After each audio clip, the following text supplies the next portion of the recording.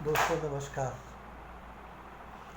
दोस्तों, एक पुराना दोहा है कि क्षमा बड़न को चाहिए, छोटन को उत्पात। अरे का विष्णु को घट गयो, जो ब्राह्मण मारी लात। इसका अर्थ है कि बड़े बूढ़े जो हैं उनके हृदय में सुखी जीवन के लिए, जीवन सुखपूर्ण गुजारने के लिए उनके हृदय में क्षमा भाव होना चाहिए। क्षमा बड़न को चाहिए, छोटन को उत्पात। अरे बच्चों का क्या है, बच्चों को, जवान बच्चों को, उनका क्या है, उम्र का तकाजा है, वो तो शोर शराबा कराएंगे ही। अरे वो नहीं शोर शराबा करेंगे तो कौन करेगा? जीवन में शोर शराबा होना भी तो ज़रूरी है। और बचपन का और जवानी का अर्थ ही होता है कि हंगामा होना चाहिए, तो उसमें कोई नई बात नहीं। मतलब उनकी बच्चों की और जवान जो आपके बेटे हैं, बेटियां हैं, उनकी बातों का बुरा नहीं मानना चाहिए और वो कुछ भी करे क्षमा कर देना चाहिए, अगर आपको सुखपूर्वक जीवन व्यतीत करना है तो। पर हकीकत में ऐसा होता तो नहीं है। आपने देखा होगा घर के जो बड़े बूढ़े हैं, जो रिटायर्ड लाइफ जी रहे हैं, उनकी बात कर रहा हूँ मैं, ज़्यादा करके जो जी रहे हैं, वो जरा जरा की वो बड़े तुनक मिजाज होते हैं, जरा जरा सी बात में बिगड़ जाते हैं। वो चाहते हैं कि सब लोग उनकी सेवा में लगे रहें। दरअसल क्या है कि उम्र के साथ शरीर तो टूट रहा है, मगर अहंकार नहीं टूट रहा। अभी अहंकार बिल्कुल नहीं टूट रहा। अहंकार जैसे जैसे शरीर टूटता है, अहंकार और बढ़ता है। ये एक अजीब सी दुविधा है, मगर है, अहंकार और बढ़ता है। वो चाहते हैं कि जैसे उनके पुराने ज़माने में उनका सब हुक्म चलता था, जो वो कहते थे वही माना जाता था, वो आज भी हो। तो दोस्तों ऐसा नहीं होता। देखिए, इस दुनिया का एक दस्तूर है जो जब से दुनिया बनी है तब से चलता आ रहा है। महाभारत के ज़माने से देख लीजिए, कभी भी देख लीजिए, वो दुनिया का दस्तूर है कि माइट इज़ राइट। जिसकी लाठी उसकी भैंस, जिसके पास शक्ति है उसी की चलती है, उसी का राज चलता है। समझे इस बात को? मतलब ये कि जो आज आपके जवान बेटे हैं, उनकी बेटियां हैं आपकी, या अब उनके बच्चे हैं, तो मतलब आपने याद कीजिए अपना ज़माना जब ये बच्चे थे, जो आज जवान बेटा हो गया, आपकी शादी हो गई या उसके बच्चे हो गए, आप जिनके ऊपर बिगड़ते रहते हैं, तो याद कीजिए जब वो छोटे बच्चे थे आपके बेटे बेटी, तो घर में क्या होता था? शक्ति आपके पास थी, हर बात आपकी मानी जाती थी घर में। जो आप कह दें, नहीं तो आप गुस्सा हो जाते थे, बच्चे डरते थे, बीबी आपकी डरती थी। शक्ति आपके पास है तो आपकी ही बात मानी जाती थी, नहीं तो वो डर के रहते थे। अब तो वो ज़माना नहीं रहा। अब तो शक्ति आपके हाथ से चली गई, आप तो बूढ़े हो रहे हैं, तो आप ऐसे कैसे अपेक्षा करते हैं कि अब भी आपकी चलेगी?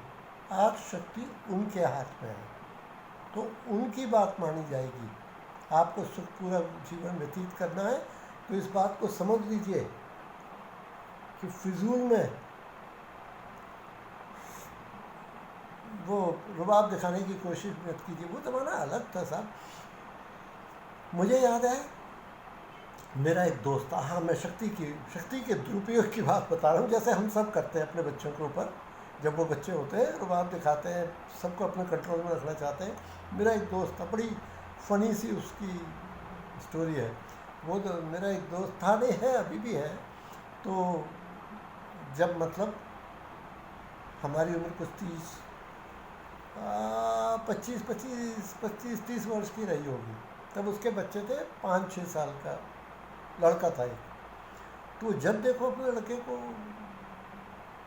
कुछ ज़्यादा उसका गुस्से वाला भी था, तो वो चाहता था बात माने जैसे हम सब चाहते हैं।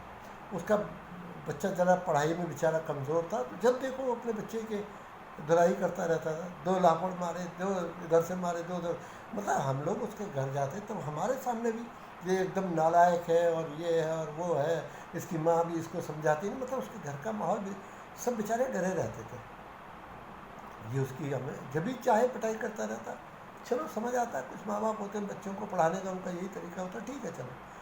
मगर हुआ कैसा, वो बच्चे को भी धीरे धीरे समझ आने लग गई जैसे जैसे बड़ा हो रहा था। तो उसको समझ आने लग गई पढ़ाई करेंगे तभी थोड़ी वो अपनी इज्जत होगी। बाप बोलता भी था, देख तू पढ़ेगा लिखेगा अच्छा नंबर लेके आएगा तो देखना सबकी निगाह में तेरी इज्जत बढ़ जाएगी, मैं भी तेरे को खूब प्यार करूँगा। मतलब ये उसकी कंडीशन थी। Fine, nothing wrong in it, होता है ऐसा। तो सब लड़के ने पढ़ाई शुरू की। लड़का एक बार की जो मैं ख़ास बात बताना चाहता हूँ वो ये है कि एक बार संयोगवश मैं उसके ही घर गया हुआ था, उसको मैंने लड़का रिज़ल्ट लेके आया अपना, पिताजी देखिए मेरे कितने बढ़िया नंबर आए और कितने बढ़िया नंबरों से पास हो गया। तो क्या होना क्या चाहिए, उसको एकदम खुश होना चाहिए। पर हम जब बच्चे के आने से पहले हम किसी बात में थे, वो कुछ नाराज़ था, किसी बात से नाराज़ था डिस्कशन को लेके। तो उसने आप देखना था बच्चे को 4-6 लापड़ और मार दिए। बच्चा ही वॉज बीवल्डर्ड, बच्चा उसे समझ ही नहीं आया कि क्या हो रहा है। फिर उसने वो करके हिम्मत करके कह दिया, पिताजी आप कहते थे मैं अच्छा नंबर लेके आऊँगा तो आप मुझे शाबाशी देंगे और मेरे प्यार करेंगे, ये क्या आपने मेरी फिर पिटाई कर दी। तो मालूम बाप का क्या जवाब था, वो कहता है ये मैं तेरे को इसलिए पिटाई नहीं कर रहा कि तू अच्छा नंबर लेके आया, वो तूने अच्छा काम किया, पर मैं तो जीवन का एक पाठ पढ़ा रहा हूँ, वो ये कि जीवन में कहीं न्याय नहीं है।